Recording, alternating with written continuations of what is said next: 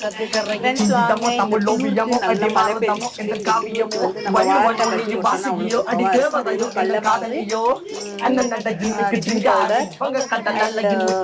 And salt, கொஞ்சம் பெருங்காயம் and soda போட்டு நல்லா மிக்ஸ் பண்ணி எடுத்தாச்சு. ஸ்லைஸ்ல வந்து ரவுண்ட் ஷேப்ல வந்து நான் கட் பண்ணி வச்சிருக்கேன். இதை போட்டு நம்ம பஜ்ஜியை சூப்பராக